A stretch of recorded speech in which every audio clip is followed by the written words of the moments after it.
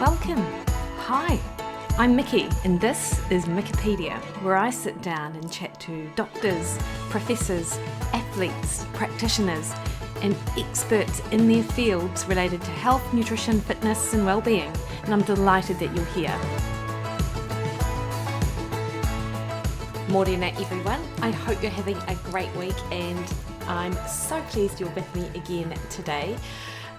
Super pleased to bring to you this conversation that I had with Dr. Stuart Gray, who is a senior lecturer at the University of Glasgow in the Institute of Cardiovascular and Medical Sciences.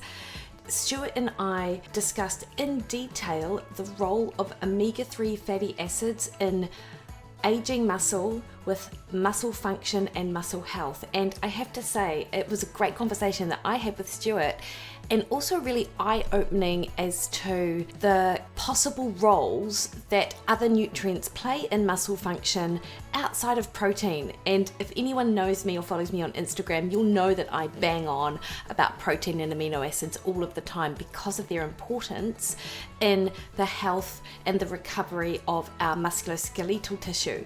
And of course, omega-3s are super important with reducing inflammation and cardiovascular disease health and improving metabolic health.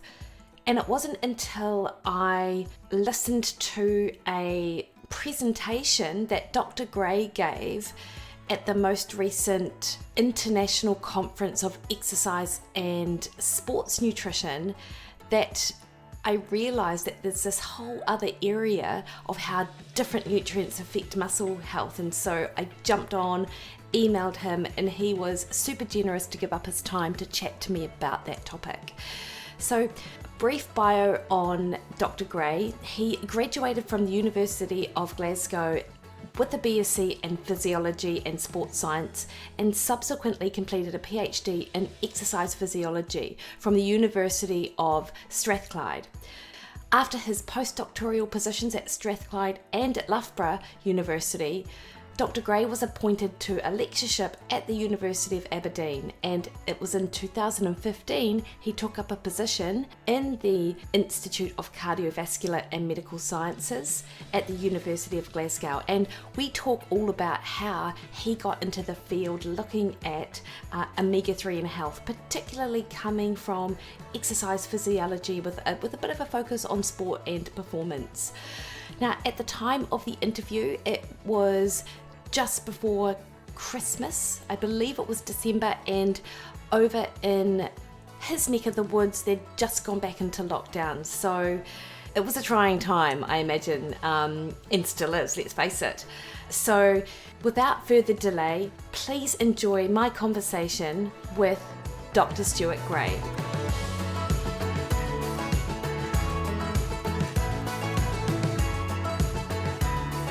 Good morning, Dr. Gray. How are you? I'm good, thank you. How are you? Good, thank you. I noticed you had a hot water bottle on your lap. I do. Yeah, the heating's not quite kicked in yet this morning, so. I appreciate it's quite early, whereas you can see here with me, summer's finally kicked in Auckland, and it is hot, but also it's not too late. It's like 9:15 or something, which is, it's not too bad. It's not too bad if you're a night owl. So I have already, introduced you and your research interests and where you're from. And I was really interested in your talk that you gave at that recent International Sport and Exercise Nutrition Science Conference. And I've probably mucked up the acronym because I'm a little bit verbally dyslexic. But and this is what I really wanted to chat to you about today. And when I jumped on ResearchGate, I could see that a lot of your research interests kind of lie in that muscle function, skeletal health, and metabolic health, which is something which I'm really passionate about when I talk to people about how that they are able to kind of maintain muscle function and muscle strength as they age. And you've probably heard people talk about muscle being the organ of longevity, and then if we can keep that muscle function and keep that muscle mass as we age, then it's likely that our overall health outcomes are going to be better off. And of course, you're in the thick of it doing a lot of the research around that stuff. Can you kind of kick us off by kind of telling me how you got into the field and what your background is. Yes, yeah, no problem. So my original degree was a physiology and sports science degree at Glasgow University, and I think probably as most sports science students coming into university, back then it was quite new still, sports science. It wasn't really as big a thing. There was very few sports scientists around. I think as with most people, I probably went in thinking I would do something with a football club or I would be a sports scientist for a top athlete around the world. And then as I got through the kind of course as we progressed, I mean, that was still an option, but I started to find that my interest was more actually how all this worked. It was a Mm, more curiosity driven. And then when the final year project came around, doing that research where you were the first one to study something, even though in your undergraduate project it's quite a simple thing, still the process of uncovering new data and figuring out what it meant was, whoa, this is really quite interesting for me. This is good. So that kind of spurred me on to do a PhD. And the PhD I did was still performance type related. We looked at how if you change muscle temperature, how you can alter the performance of muscle tissue and the kind of metabolism of muscle that would fuel the contraction. mm-hmm. A lot of my work was around, we did a lot of Wingate sprints, and muscle biopsies. So the participants for the studies loved it. Sprinting on a bike all out for 6 seconds and then somebody jabbing them in the leg with a big needle. They were very happy participants. Recruitment was a challenge for that. And we found some very interesting stuff. And a lot of that work actually was taken on further by my supervisor and his colleagues and developed things like if you see the cyclists now at kind of events on the track, they put on these big trousers Mm. where they've actually got heated elements in the trousers to keep the muscle warm so it can maintain Ah, muscle power.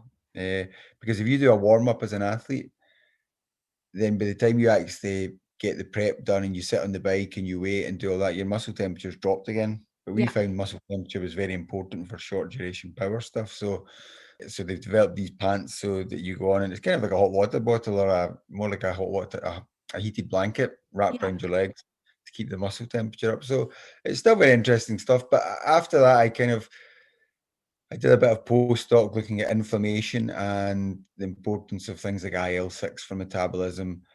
And I was involved in a trial in the west of Scotland looking at if we can get people to do more walking, how that can improve health. And all that kind of came together to start to make me really get interested more, less in the athlete performance side and more in the health side of things. And actually, muscle's not only important for performance, but actually it's back then it was starting to get more prominence for it's quite important all round actually, muscle. It's not just a sporting organ, it's Mm, used for lots of things.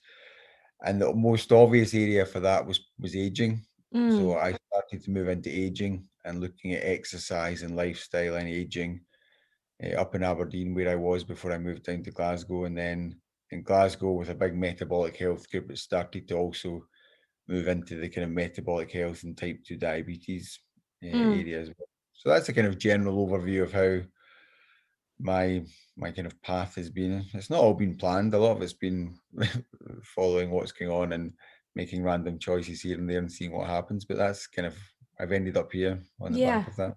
yeah. And any kind of key findings along the way which kind of like flipped a switch, or do you really think kind of influence your interests or your next decisions on what you would kind of do with it, or any surprises? To be honest, often the way it's worked for me, it's not necessarily been surprise findings, but surprise funding more than anything else. Mm-hmm. And that I've had a few ideas and I've put out funding, and the one that has been funded is the one that I've progressed, obviously. And I've sometimes been surprised as to what one has been selected for funding. I remember early on applying for a few grants, and two or three of them I thought I'd done really well, and then there was one I kind of done on a bit of a spur of the moment and put it in, and then it got funded, and the other three didn't.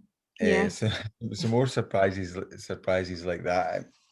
I mean, probably the most surprising finding, we might come to talk about that a bit more, has been my more recent findings, which I've I've been quite surprised about when we've done the work with the omega-3 fatty acids. Yeah.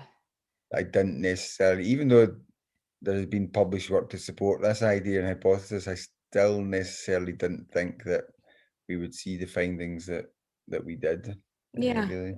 It was interesting when I came across your presentation and started watching it, because, you know, when we think about muscle health and muscle function, of course, the things that come to mind in terms of dietary factors, amino acids, leucine and protein intake and things like that. And when your talk was in and around that omega-3 fatty acids, that really kind of sparked something.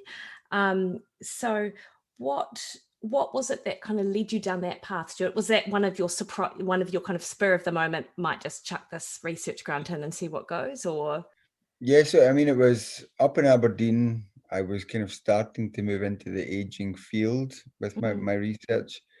I was also doing a little bit of work at the same time with kind of interval training and metabolic health as well. And I had probably those two streams on the go, and I was kind of seeing which one, seeing which one was the most fruitful, and where I was most likely to get. And I was talking to, so up in Aberdeen, they've got an institute called the Rowett Institute of Nutrition. I don't know if you're aware of it. So they do obviously a lot of nutrition work. It started off as animal nutrition. Mm. It was a big animal nutrition unit. So they did the farms up there and they did a lot of animal nutrition before. Over the last few years, they've moved into more human nutrition.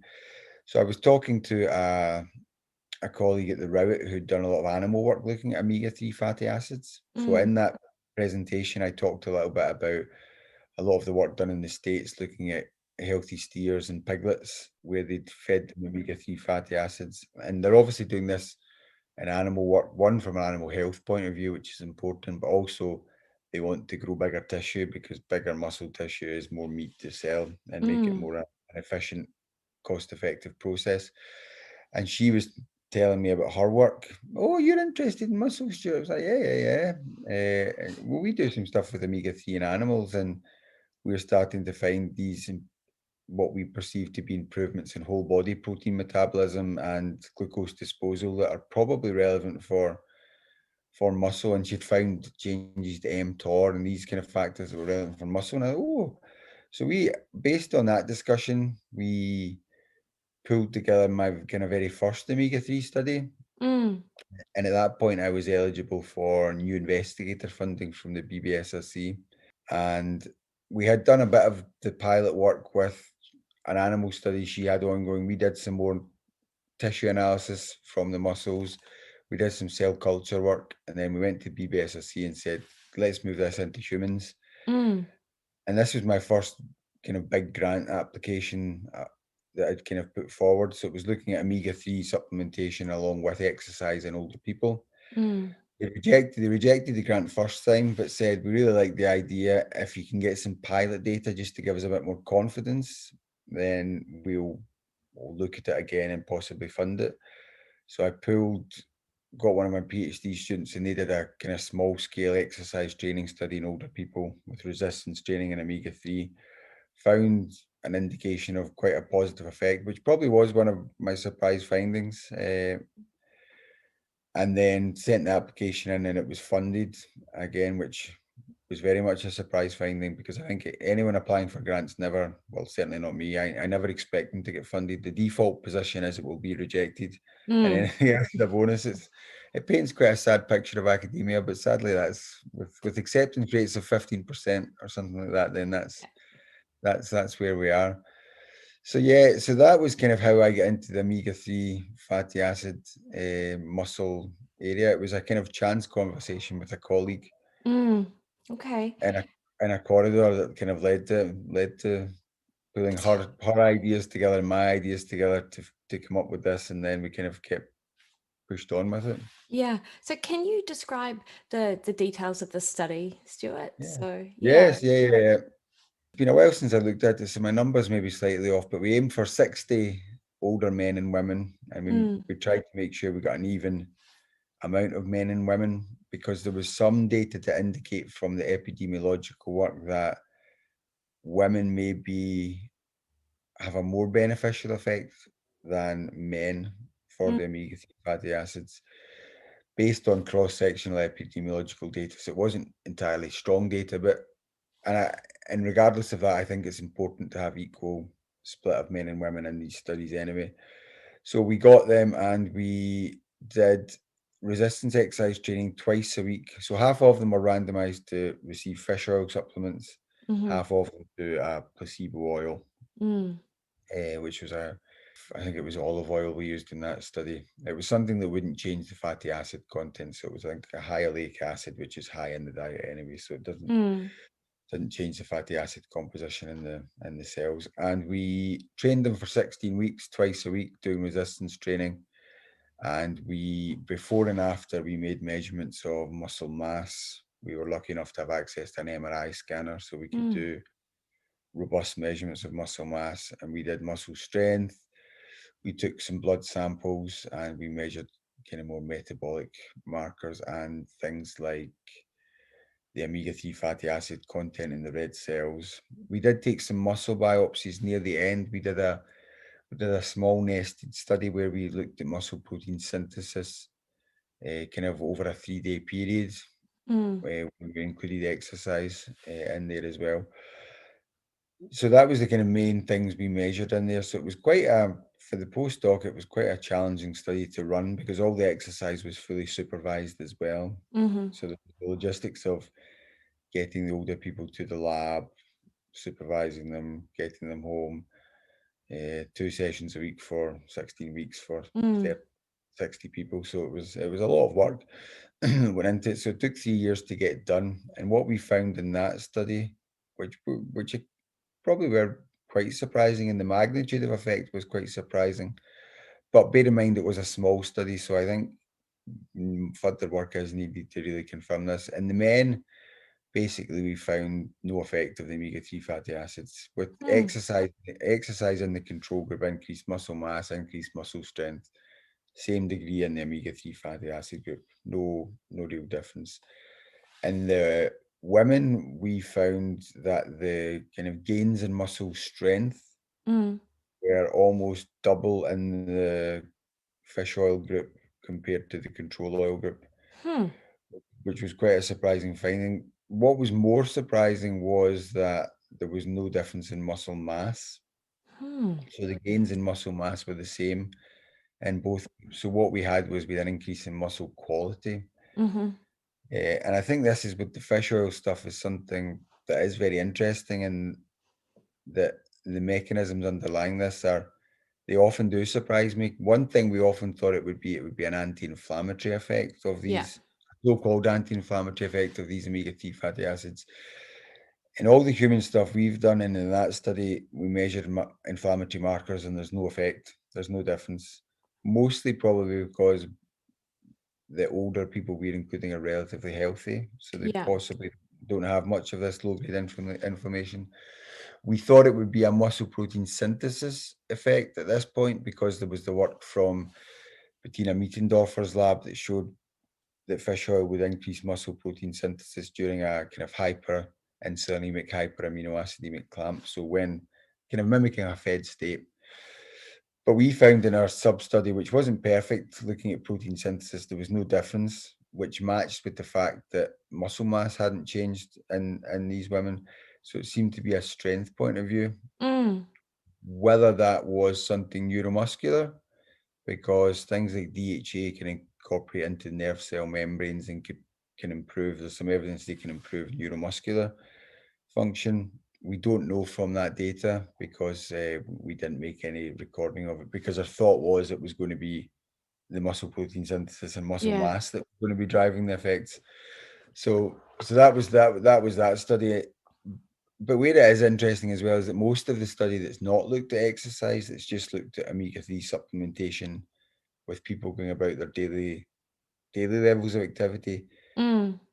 They do find increases in muscle strength and increases in muscle mass as well, and increases in muscle protein synthesis. So there possibly is a bit of a disconnect somehow between when people are exercising and when it's just given under habitual daily living kind of activity levels, which is, I think, from a mechanistic point of view, very interesting. What could be driving that? to be honest, I have no idea whether exercise by itself is such a potent stimulus for muscle protein synthesis that there's no other gain that could be got in that, but there's still gains that could be had in the strength side. I don't know. And that was kind of our thoughts of why we possibly saw the effect in women, because certainly in that group, and this isn't a universal finding because some people don't find this in our group, and I can't remember the exact figures, but say the control group, the men increased muscle strength by about 25% over the course of the training study. The women increased by about 10-15%. So the women weren't, in that group anyway, didn't seem to get such a robust increase.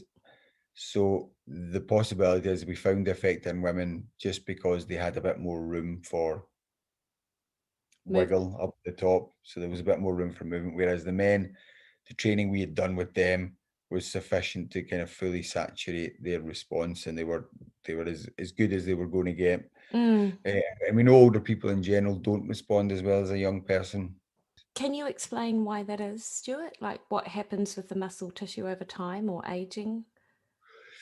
Yeah, so I mean, we don't know exactly what's causing it, but with older tissue and older people in general, there's a definite anabolic resistance, is what we would call it, and it's to all I say all anabolic stimuli. There's not an awful lot of anabolic stimuli out there, but exercise and amino acids, as we talked about kind of earlier, are the main anabolic stimuli. And if you do exercise or you feed an older person, and you look at the protein synthesis response acutely, then it's a lot lower in an older person than it is in a younger person. And with a protein supplement point of view, there has been evidence that if you give a higher dose of protein per meal, you can get that response up a little bit. So an older person requires more protein per meal to stimulate a more similar response to a young person. So if you give 15 grams per meal, young and old, you'll get still a pretty robust response in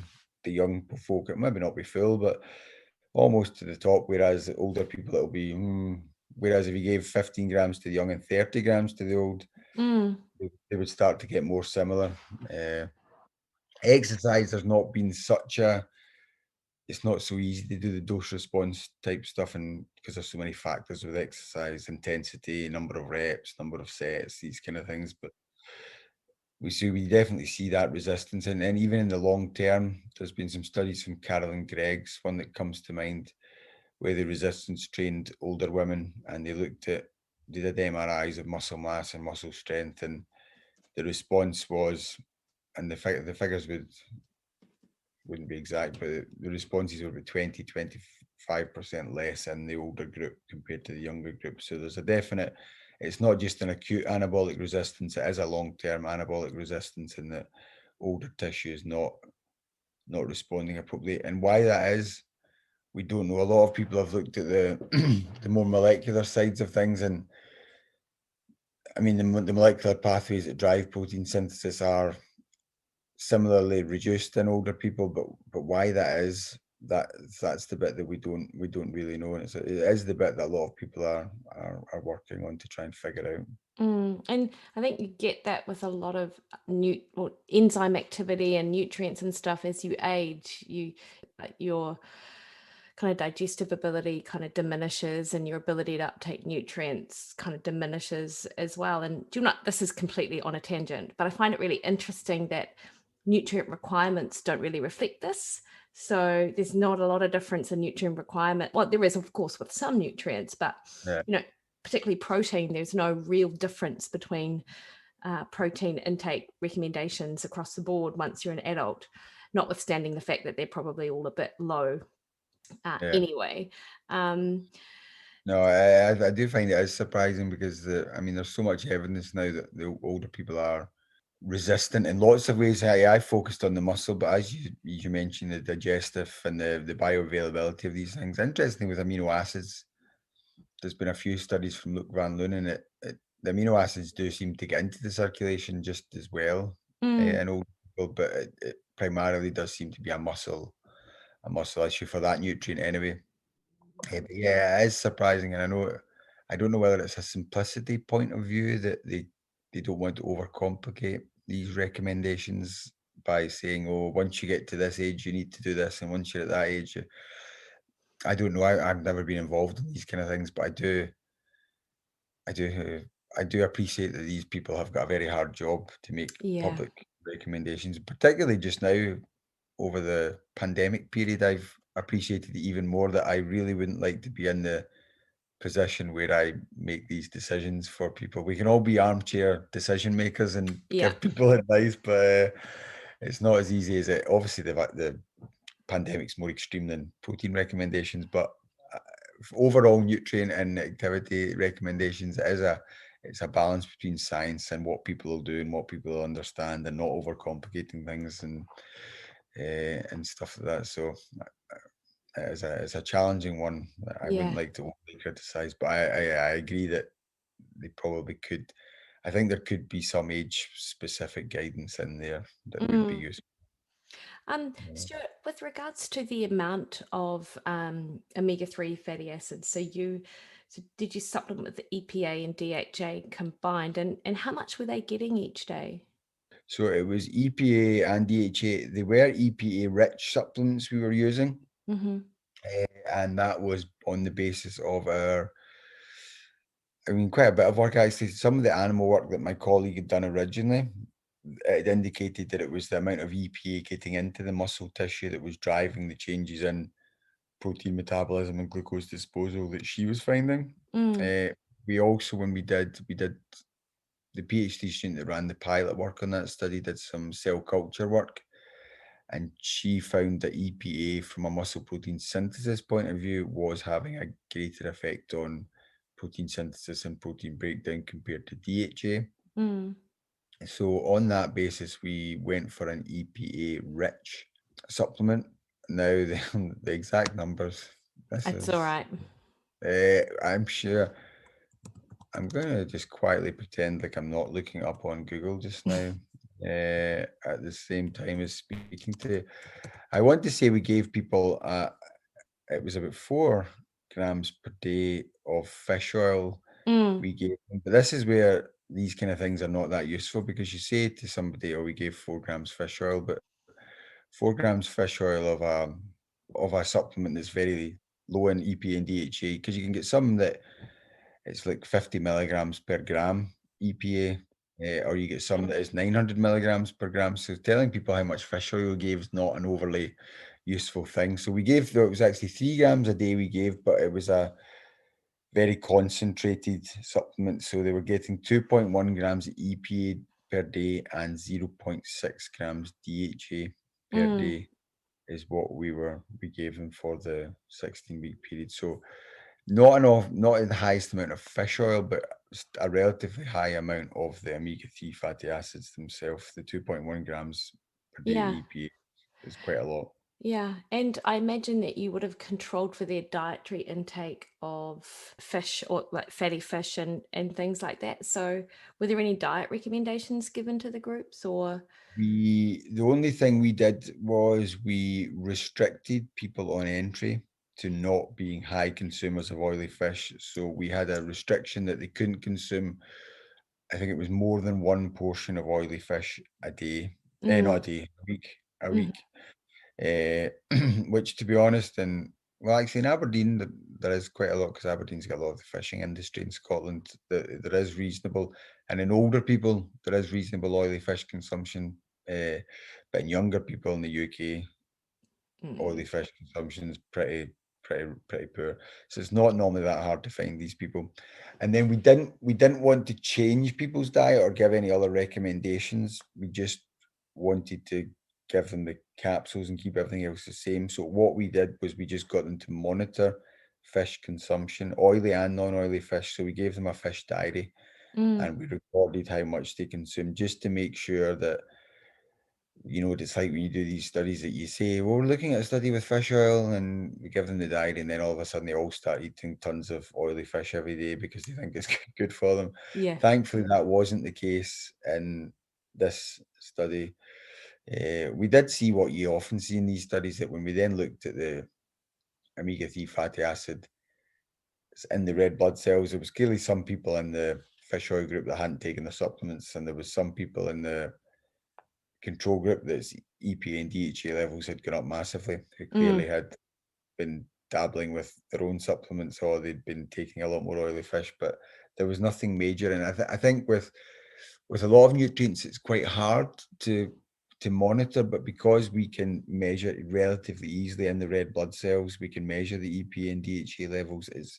It's relatively easy to track if people have been compliant or if they've been non-compliant, and how effective it's been. Whereas things like, even like protein supplementation, there's not an easy biomarker that you can measure to see if somebody has been taking it and how much they've been taking. You've got to rely on their self-report recorded dietary intake, which we know can be pretty hard to get good data from. Sure. And in your research in and around the topic area, in your talk, you mentioned some observational epidemiological studies which looked at just fish intake in older people and muscle function. Can you kind of describe what some of the main findings were there? And was your study finding in line with that epidemiological research? Yeah, so the epidemiological stuff, the first study was from the Hertfordshire study, which was a few thousand people. And this was probably the first study that really had looked at the associations of diet in general with a kind of muscle strength marker, because most of the work in the kind of epidemiological area wasn't really focusing on grip strength. There wasn't really at that point a great kind of desire to look at that, because it wasn't seen as an important outcome. There was a lot more important stuff than muscle going on. All the other, for obvious reasons, cardiovascular disease and these cancers and these kind of things tend to get the bigger hit. But so this study found that when they looked at all the nutrients, so they looked in that study, they had the kind of foods, but also the macronutrients as well. And interestingly, what they had was grip strength, because it's easy to measure in big numbers of people from an epidemiological point of view. So most of the epidemiological work is grip strength based, which you could argue, people often say it's a marker of whole body muscle strength. Some people disagree with that. Generally, I think it's a marker of muscle strength and lots of other stuff as well in there that can be done in big numbers of people. It's pretty much it's one of the only things you're going to really be able to do easily with people. And what they found was, of all the nutrients and all the macronutrients there and all the foods consumed, fatty fish consumption was the only food item to be positively and consistently associated with grip strength. Things like protein and stuff didn't come out massively in that study, and they tried to adjust for most of the kind of confounders that they could possibly do that, but it's still not perfect. So that was a kind of interesting. Obviously, though, fatty fish itself has more than just omega-3 fatty acids in it. A good source of protein. There's vitamin D in there. There's lots going on in there that could be driving it. But I think it's a useful indicator that actually maybe there is something going on with omega-3 fatty acids that we could look at, and you can generate a hypothesis as to why you would think it would be useful. And then along with the animal study, it all kind of came together to lead to this more physiological human work. And we repeated something similar recently with a bigger epidemiological study. Same limitations as the previous study, obviously. Like, a bigger sample size doesn't magically go over the limitations of this data. And we found the same thing in both men and women. Fatty fish consumption was the most consistently positively associated with grip strength. So it's definitely consistently associated with it. And I mean, things like there's obviously the major confounders that you can't. We tried to get rid of these things, but people that consume a lot of fatty fish are generally going to be probably better off and have a better lifestyle in general. It's not the kind of food that you'll see consumed in very deprived areas of Glasgow, for example. It's not a thing. So there is still the possibility that it's just a marker of good diet, well-off people that have got a good lifestyle in general, even if we try and adjust for these things as much as we can. But it's strengthened by the fact that we now have these findings from interventional randomized controlled trials. So it kind of does make me think that that data it probably was showing us what we thought it was showing us back then. Yeah. And Stuart, so if fatty fish intake could lead to an improvement in muscle strength or muscle function, what recommendation could you kind of give around that? Say if someone was like, hey, what's the best recommendation in and around how much fatty fish I should be consuming? I mean, it's hard to make a definite recommendation based. I mean, obviously, again, this is where you get into the I know. complexities of the different sources. I've got different amounts of omega-3 if they're farmed or not farmed, and these kind of things. And you do still have in some groups, the pregnant women, for example, the worry of over consuming oily fish as well. There are still some potential issues with that. So, I mean, I think a ballpark, you're probably looking to get equivalent levels of EP and DHA that we are seeing in the study.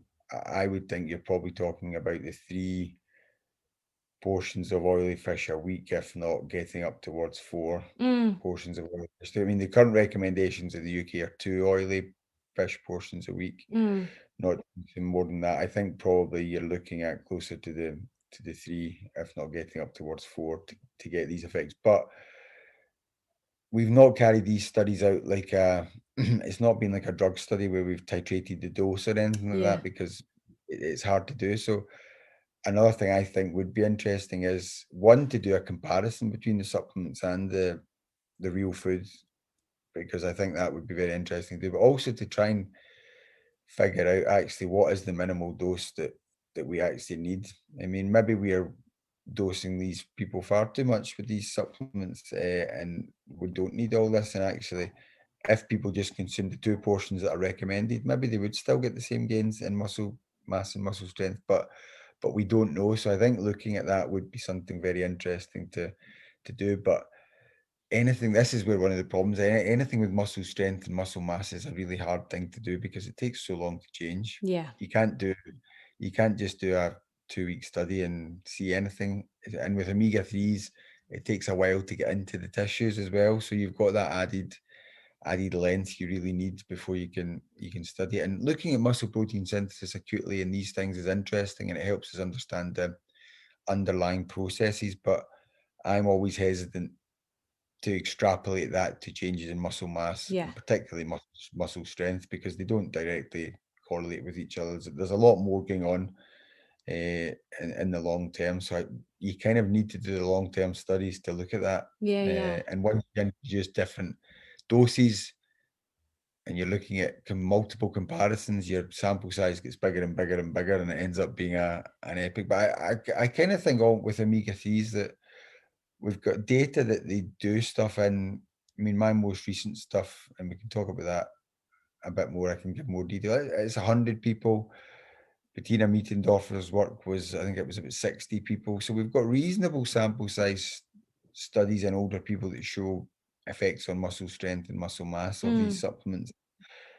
I think we're at the stage where we could do these big studies. There's the data that I think supports doing a big study in this to actually see, because I think clinicians and medical advice boards will not on the basis of these studies, they're not going to change no. recommendations. But I think these studies give us the impetus and the data to support the big studies that would change the recommendations. So I think that's kind of where we need to go. And in those studies, you can start to look at the minimal doses and stuff. Yeah. And See, when you mentioned the difference between male and female, in my head, I'm like, oh, do the males need more to get the same response as females, rather than, are you across the board kind of dosing too much? You mentioned the difference in the potential difference of the omega-3 content between farmed and not farmed. Like, what's the data around that? Do you, or Yeah, what's the information? Because I know that here in New Zealand, a lot of our salmon, for example, is farmed. Like it's unless you're out kind of catching it yourself, it's actually quite Yeah. or it's in a can. You don't get that fresh salmon that's not. Yeah, I mean, in general, I mean, it depends a lot on and it's a big area of research actually, the feed of these farmed fish as well to try and maximize their nutrient content. But in general, it is quite a bit lower in Mm, farmed rather than fresh. And I think a lot of it, I mean, it's definitely not my area of expertise. I think a lot of it is the feed that's given to the fish. mm, What are they eating is what's driving these differences. And I think it's an area that a lot of kind of aquaculture, animal feed type people are looking at to try and get the farmed fish to have a nutrient content that's more similar to the non-farmed fish to try and mm, maximize the kind of beneficial effects of these things. mm. And vegetarian sources of the longer chain fatty acids, like, do you have an opinion as to their efficacy? I've There's not been anything on them, but I can see no reason why they would have any if they've got EPA and DHA in them. Mm, I see no reason why they wouldn't be incorporated into the cell membranes in a similar way. They might be slightly slower, slightly faster, mm, but overall, they'll get in there, and I'm pretty sure they would have the same effect. So I think the source is probably not a major issue. yeah. We've moved to start doing some stuff with krill oil compared to the fish oil, and we're finding in the couple of studies we've done, we're finding the exact same effect and with the krill oil and the fish oil. You can play about with the dose and you can get away with we seem to be able to get away with slightly less EPA and DHA Mm, in the krill oil. We think because it's incorporated more readily because it is more phospholipid and less triglyceride form, so it's more readily taken up into the tissue. But yes, I don't think the source is going to be a major thing. So which is good because it means I think people can make choices on because with fish oil there's obviously issues about sustainability, which mm, krill oil can. And again, I don't know the ins and outs, but krill oil is potentially more sustainable from that point of view. But then you've obviously got people growing the algal oils mm, to get EPA and DHA. And I know Philip Calder was talking about it. And I've seen some stuff where they're trying to genetically modify crops so mm, that grain and stuff like that will produce the omega-3 fatty acids in them, which they don't naturally produce. mm, So I think it's good because it can give people, vegetarians might want to take the algal oil, mm. people that don't mind GM might want, but they're vegetarian might want that. People that don't give two hoots might just want to take the fish oil. So it gives people options, and I think if it does become mainstream, the fish oil for this point of view, probably as we've seen with the protein, it will become an issue because most supplements now have to have some sort of vegan option or at least Mm, a vegetarian option or these kind of things because it is for the consumer it's clearly an issue that is important to them. So I yeah. think I think it's good that the source doesn't seem to make much of a difference. And Stuart, with regards to the macronutrient content of your participants and their protein load, is there any relationship between the amount of protein that they consume plus the fish oil in relation to the fish oil being more or less beneficial? So those maybe on a lower protein might get more benefit from the fish oil or not at all? Yeah, I mean, I think it's interesting because the when we go back to if I go back to the kind of initial animal work, I remember talking to the researcher that was doing that, and her data was indicating that whether they needed protein, but the effects of the omega-3 fatty acids were seen under conditions of high amino acids and Mm, high insulin.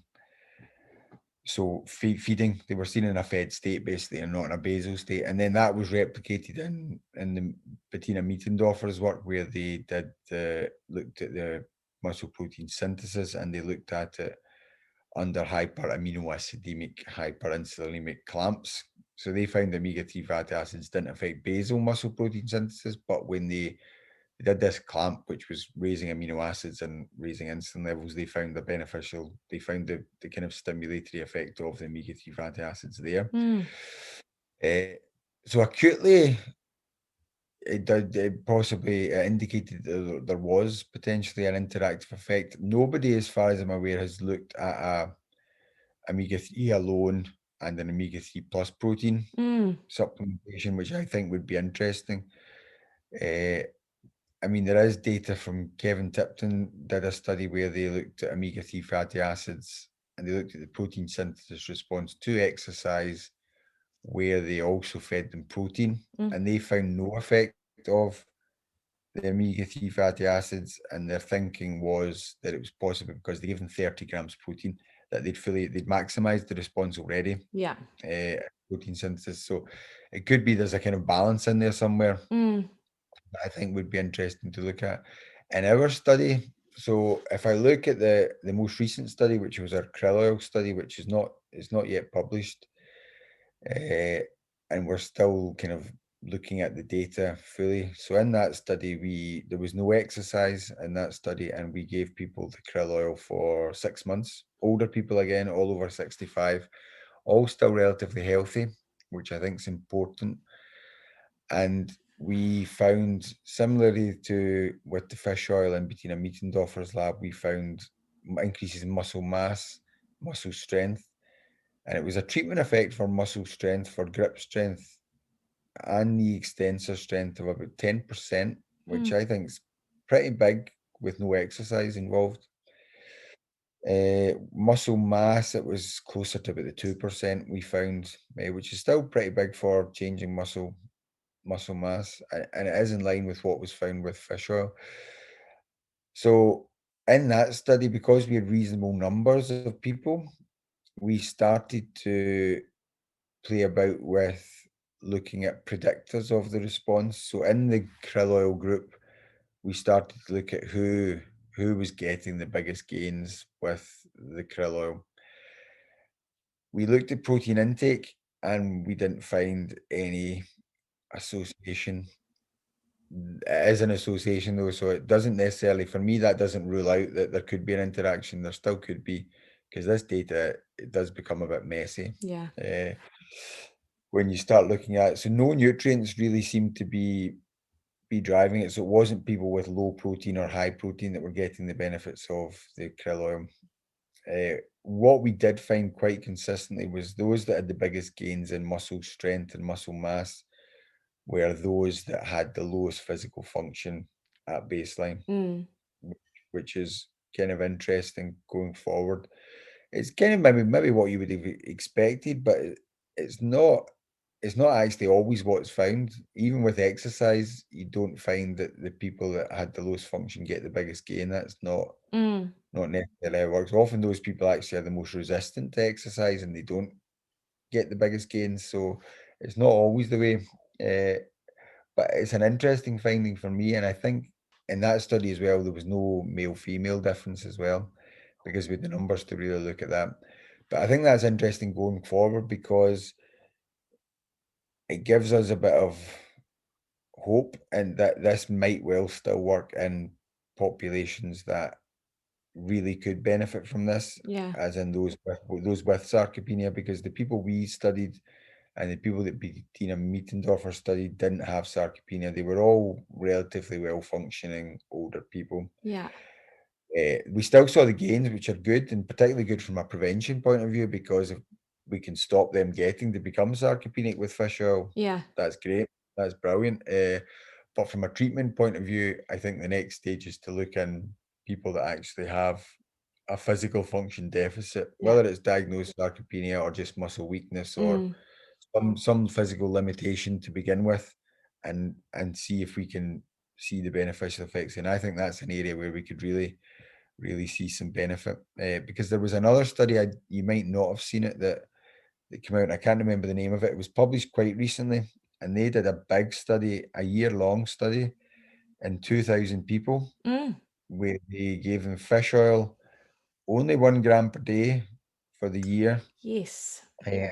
And I can send you over the details if you can't find it. But they also were looking at exercise fish oil and vitamin D. I think that's all they were looking at. It was a factorial design study, and they they'd a variety of outcomes like blood pressure. They'd 7 outcomes. I can't remember them all. They had blood pressure, but from a physical function point of view, they had the short performance physical battery test, which is the 4-meter walk time, balance tests, and chair rise, Mm. and you can score people. And interestingly, that study they found no effect of fish oil on anything at all, any of the measurements, including the physical function measurements. But and they say this in their own study as well, which is a shame because it's such a big study and it must have been a lot of effort. That the people they recruited, so this short performance physical battery test, you can score it, and I think the top score is 12. All their people at baseline had scores of, I think the average was something like 11.5. Oh, mate. Yeah. So there was, No room and for they movement. they've done it correctly, and they've done it very robustly, and they pre-specified everything, Mm-hmm. and they said that we were going to look at that, and we're going to do this, and they obviously didn't find an effect because you can't improve on people that are maxing out the scores. Yeah. And it's good that they did it robustly, because what a lot of people would have done then is that they wouldn't have said that they said they were going to look at the score, and they would have went in, and because you can look in that test and you can look at gait speed, Yeah. you can look at the time at chair rise, and you possibly would have still seen a bit of an effect in there, Mm-hmm. possibly not. But by scoring it like that, they were never going to see an effect from baseline. So it must have, when they did the baseline assessments, it must have killed them when they saw those scores, because they thought, oh, Oh, geez, we won't have it. damn. They still had the other outcomes like blood pressure and other things they could have looked at. But again, that to me highlighted that we probably need to take this into people that aren't scoring 11, 12 on this short performance physical battery test. We want people that are scoring 5 and 6 Yeah. down at that level, and see if we can see a benefit Yeah. in there. Because that's the thing, right? You alluded to it, that in this age group, the fact that there is a small improvement outside of physical exercise is massive, considering that the trajectory is to lose muscle as we age, and particularly if you're not physically active. Stuart, can you just define sarcopenia for people who might not be familiar with the term? Yeah, sorry. Yeah, so sarcopenia is it was originally the age-related loss of muscle mass, Mm. but it's now been kind of redefined to be the age-related loss of muscle function and mass. Mm. So function is taking more prominence in the diagnosis of it now, Yeah. and that quite rightly so. People are interested in their muscle mass, but really older people, everybody, not just older people, wants to get about and move, Mm. and muscle function is clearly more important for that. Yeah. So there's diagnostic criteria where somebody with a low grip strength, which is less than 26 kilograms for men and 17 kilograms for women. Mm-hmm. It could be 27 and 16. I maybe get my numbers wrong there. And then that's probable sarcopenia. And then if they also have a low muscle mass measured ideally by DEXA, then that's somebody has sarcopenia. And then there's also another added bit on that if they also have low walking pace or another kind of more functional measurement, then they're classified as having severe sarcopenia. Okay. And yeah, I think you're definitely, it's obviously something we want to stop, because the outcomes, the risk of falls, the risk of hospitalization, the risk of mortality outcomes is massive in sarcopenia. The excess healthcare costs of muscle weakness in the UK were shown to be I think the excess costs were something like £3 billion a year. Oh, mate. So it's got a massive economic cost as well in there. So it's something clearly we want to avoid. And never mind the fact that the quality of life of the person that has it can decrease because they can't go to the shops, can't go and see their grandkids as easily. All these things that people want to live for Yeah. Yeah. become less easy. So stopping that is great. And I think it was good that you highlighted there that without exercise, which is probably worth elaboration, because we know exercise would be good for these people, but we know that one, not everyone's able to do exercise, and I think exercise physiologists often forget that, because Mm. there's often this within our field, exercise is panacea for everything. It will solve all your woes, and it's not going to solve all your woes. It's great, but some people can't do it. Physically can't do it, and some people don't know how to do it, and a lot of people don't want to do it. Yeah. We know that. Yeah. So trying to get everyone to exercise, I think, is good, and we should still keep doing that. But I think we also need to realise it's not going to work perfectly. Yeah. And if it does, it'll take a long time to get there. So if we can get a nutrient, and particularly something like a fish oil that is a capsule that people pop and it's not overly invasive. If you don't like swallowing pills, then that's possibly not ideal. But you can get it in drink form as well now. Yeah. There is other ways you can take it, so it's not a big issue. Then I think that's ideal, because even in that 6-month study, we found muscle strength, I think, declined in the control group by about 2-3%. Oh, wow. So even in relatively healthy people, Yeah.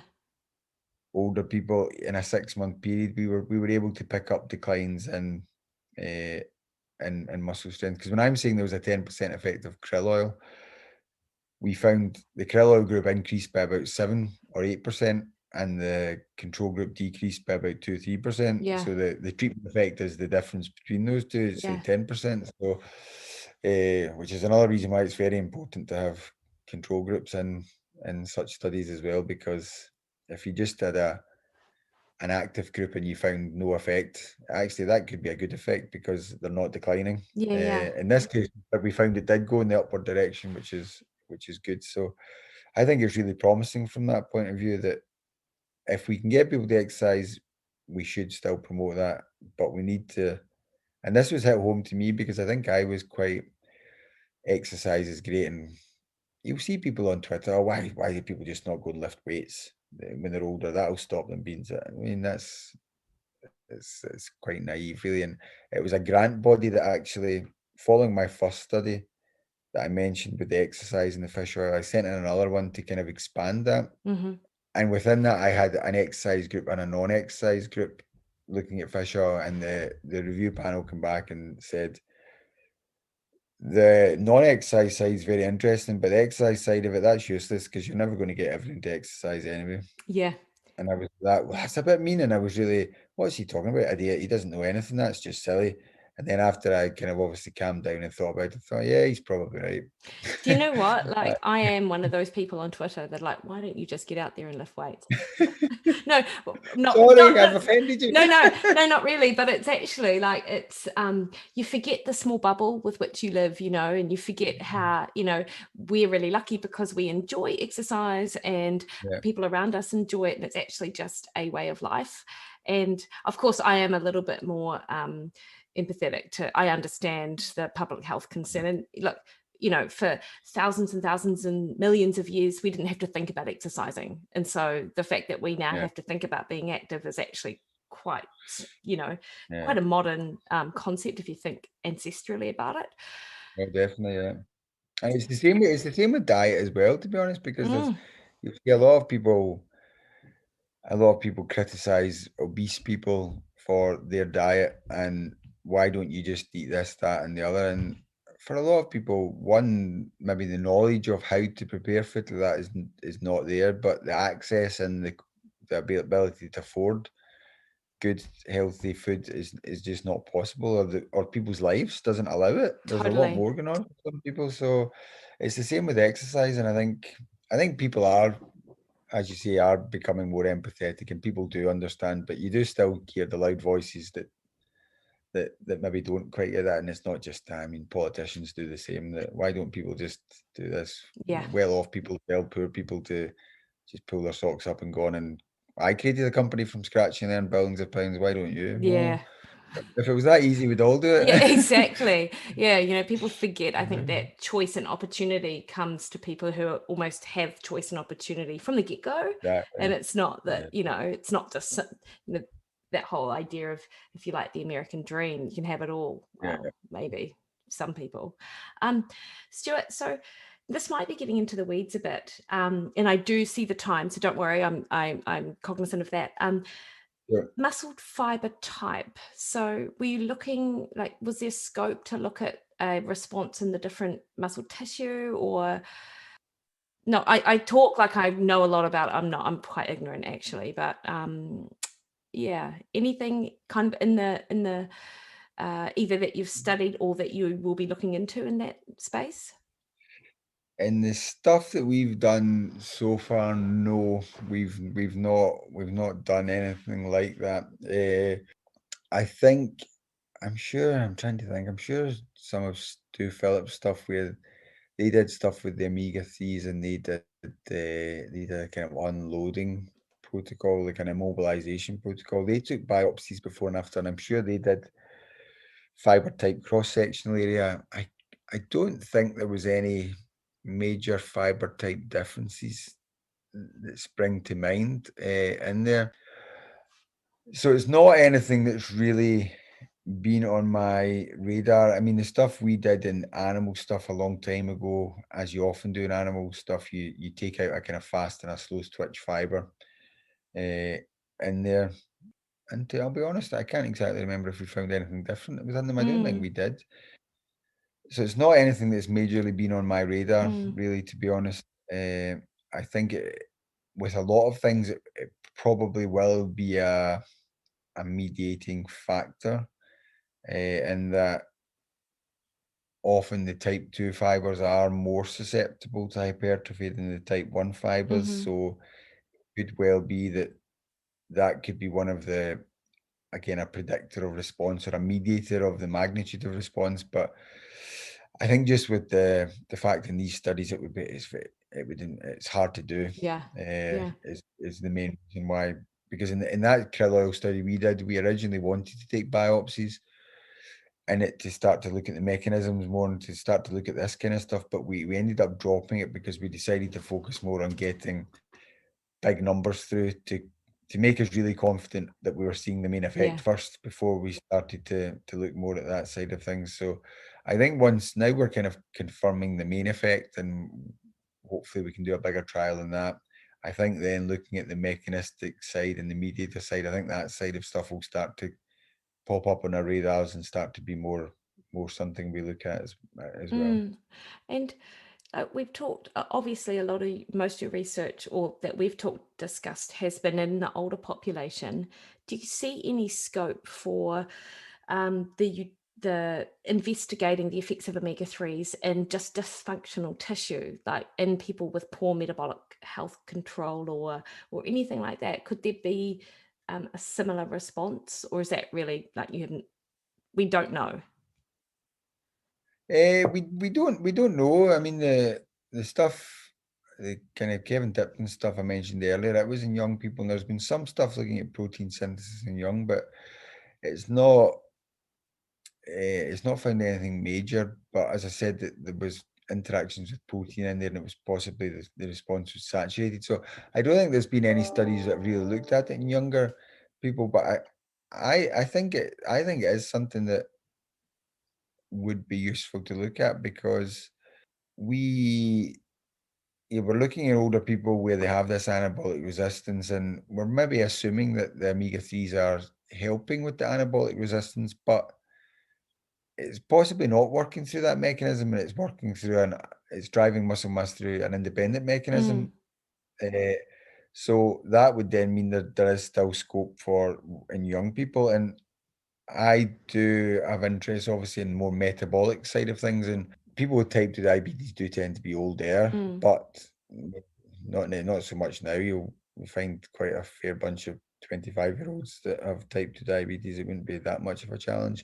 And people with type 2 diabetes also have accelerated muscle loss and muscle function, and we've shown that things like grip strength are strong predictors of the excess cardiovascular risk that people with type 2 diabetes have. So I do actually have a study planned where I do some work with colleagues in Kuwait, and we're hoping to do a study there, where Kuwait's a country where there are high obesity levels and high type 2 diabetes levels.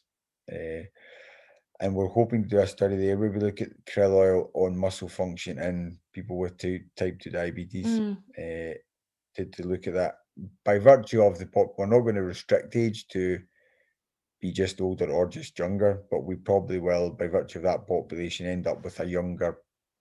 Normally with these studies, you end up with 45 to 50 being the kind of mean age, we'll get some older, some younger Mm, in there, but that'll be mean age. So I think that'll be interesting to see whether it is working on age per se, aging populations per se, older populations, or whether it is useful for muscle dysfunction mm, and more generally, because then that opens up a whole variety of areas.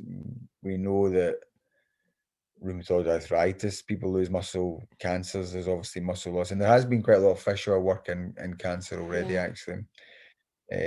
But there's a lot of then areas for use of omega-3 fatty acids, things like, and I guess with Stu Phillips' immobilization work, you've got things like recovery from injury yeah, and these kind of things as well that it can become useful for as well. So I think there's a lot of scope for wider use as well and wider study. I don't think we're ready there for saying to people that they should be using it in these situations, but I think it's areas where there's a lot of data to say this is worth looking at in this population. yeah. And I guess pregnant women aside, and small little subpopulations, most people would probably benefit from the addition of, say, oily fish in their diet, or there may be scope for other, like fish oil supplementation or things like that.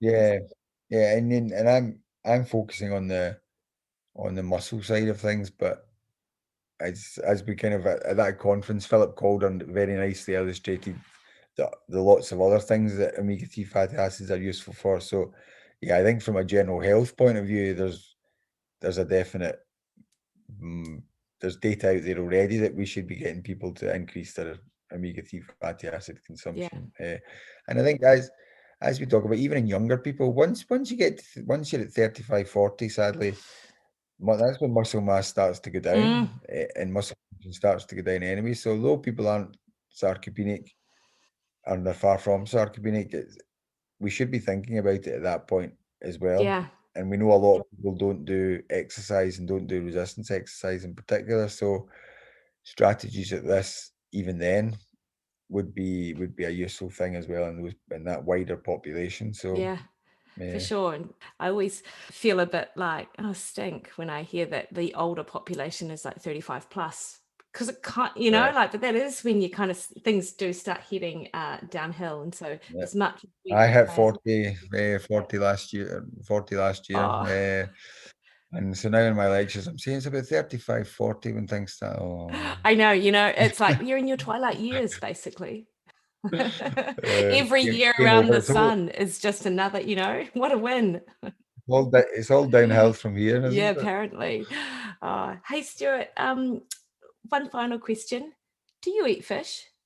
I was hoping you wouldn't ask that because this is a source of much amusement with one of my colleagues, Oliver Wittard, that I don't eat fish at all. Mate, I really don't like fish. awkward. Well, do you know, Stuart, Uh, apparently it takes just 10 exposures in order to become familiar with the texture and the flavor, and then start to like it. do you know, I know quite a bit of the work that's done this with changing people's taste preferences. There's a big group in London does a lot with this, and more looking at it from how you can retrain the taste palates for getting people to eat more vegetables and fruit and Yeah. stuff, which I'm fine with them. Uh, and I've tried, but I just can't bring myself to do it. I'm very sorry, everyone. Hypnotherapy might be another one. That's why we have supplements for people that don't maybe like or have access to oily That is fish. true. Do you know, I love it. Me, hands up. I love it. I love sardines, love salmon. I'm so pleased that I enjoy these like healthy foods. I wish I did. It's something I genuinely wish I did, and I wish I could, but I just can't. Yeah. I'll try again though. You've inspired me to try again. 20, 10 exposures. 2021, Stuart. New year, new you. Yeah. Yeah, I've got nothing else to do. We're in lockdown again anyway, so I might as well try something else. Yeah. It's a Entertain myself. challenge. Hey, Stuart, thank you so much for your time today. And in fact, we spent so much time discussing the omega-3, muscle mass stuff that I did not have an opportunity to ask you anything about the research you've done looking at COVID outcomes and anything. But hey, that might be a topic for another day. Yeah. Thank you so much, and I enjoy the rest of your day in lockdown, I suppose. Yeah, thank you very much. It was good to talk to you. Thank Yeah, you. it was lovely. Thank you.